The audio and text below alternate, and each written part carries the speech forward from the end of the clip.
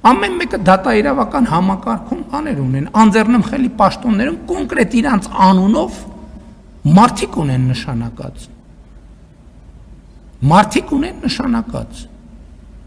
Իրանց անձնական դատավորներն ունեն համակարգերում նշանակած։ Նիկոլ Փաշինյանը դատարաններում ու բանտերում հայտնված ընդդիմադիր լիդերներին անձնական դատավորներ ունենալու մեջ է մեղադրում, իսկ ինքը Փաշինյանը համակարգում ունի այնպիսի դատավորներ, որոնք պատրաստ են ցանկացած պահի ցանկացած որոշում ընդունել ըստ Փաշինյանի օրվա քաղաքական տրամադրության։ Գործադիրի ղեկավարի օրակարգից մազաչափ անգամ չեն շեղվում դատական համակարգի կարկառունները, ինչպիսիք են Մասիս Մելքոնյանը, Մնացական Մարտիրոսյանը, Վահե Դոլմազյանը, ժամանակին քաղաքացիական պայմանագրի ցուցակով պատգամավորի թեկնածու Սարգիս Պետրոսյանը, հեղափոխության օրերին թմբուկ խփող Դավիթ Արղամանյանը, Ժորա Չիչոյանը, դատավորների ներքին չաթի նամակագրությունը ըստ մամուլի իշխանություններին փոխանցած Ռուբիկ Մխիթարյանը։ Չէ՞ որ Հայաստանում դատավոր կա, որ վարչապետի ասածը կարողա չանի։ Այս հայտարարությունից հետո Փաշինյանը հայտարարեց վեթինգի գործընթաց սկսելու մասին, որն այդպես էլ անավարտ մնաց։ Հիմա հեղափոխությունից 8 տարի անց նա հասկացել է դատաիրավական ոլորտում մաֆիա կա, որը պետք է վերացնել սահմանադրության փոփոխությամբ։ 8 տարի իր իսկ կողմից ղեկավարած երկրում արդարադատության համակարգի չկայանալու պատճառների մասին Փաշինյանն օրերս ուշագրավ հայտարարություն արեց։ Հայաստանի Հանրապետությունում արդարությունը կամ արդարադատությունը հասանելի է էլիտաներին, միայն էլիտաներին։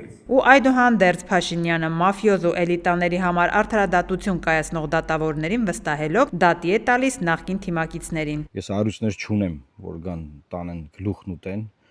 բիզնեսներով չեմ զբաղվում, որ գնան փակեն, ակտեր գրեն, չգիտեմ, հետապնդեն։ Կլասիկ քաղաքական գործին ոնց կարան հետապնդեն։ Իրեն կլասիկ քաղաքական գործիչ համարող Էդմոն Մարուկյանի դեմ Փաշինյանը հայց է ներկայացրել, պահանջելով ներողություն խնդրել ու հերքել վիրավորանք եւ զրպարտություն պարունակող տվյալները։ Փաշինյանը վիրավորվել է, որ Մարուկյանն իրեն ընտրակեղծարար է համարել։ Մարուկյանը համաձայն չէ, քաղաքական խոսքի համար քաղաքական գործչին չեն դատում։ Նա պահանջում է, որ անձամբ Փաշինյանը գա դատարան եւ ապացուցի, ինքը ընտրակեղծարար չէ։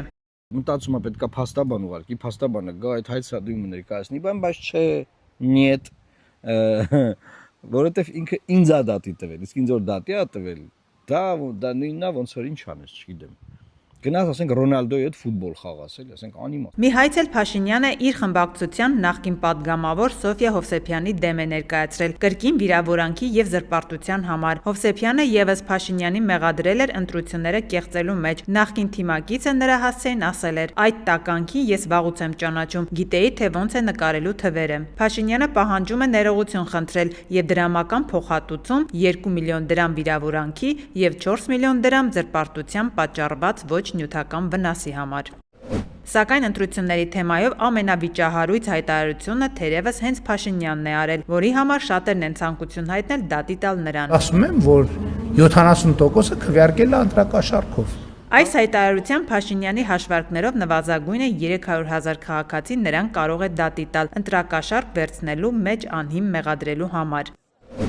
Նրանցից մեկը Սրբազան պայքար շարժման առաջնորդ Բաքրատ Սրբազանն է։ Նա դատի է տվել Փաշինյանին պնդելով. այս հայտարարությունը արատավորում է իր, որպես այլ քաղաքական ուժի օգտին քվեարկած Հայաստանի քաղաքացու պատիվը, արժանապատվությունն ու բարի համբավը։ Սրբազանը բացի հրապարակային հերքումից հայցով պահանջում է Նիկոլ Փաշինյանից բռնագանձել 49.7 դրամ, որպես ոչ նյութական վնասի փոխհատուցում, ինչպես նաև փոխհատուցել դատական ծախսերը։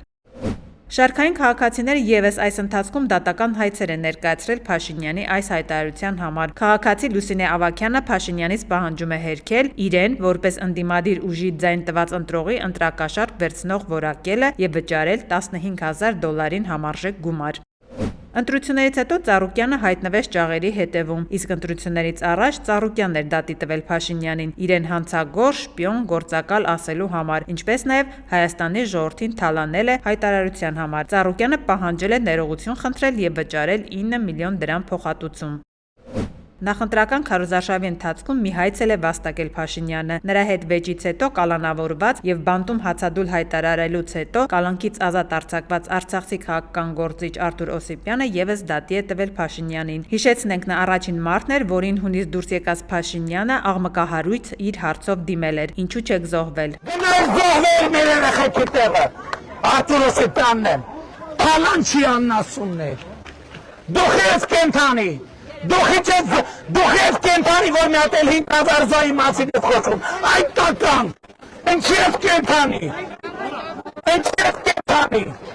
Օսիպյանը Փաշինյանից պահանջել է իր խոսքերը հրապարակային հերքել եւ ներողություն խնդրել։ Կբավարարեն արդյոք դատավորները Փաշինյանի դեմ քաղաքացիների այս հայցերը։ Նրանց վճիռները ցույց կտան, թե ում է իրականում Հայաստանում հասանելի արդարադատությունը։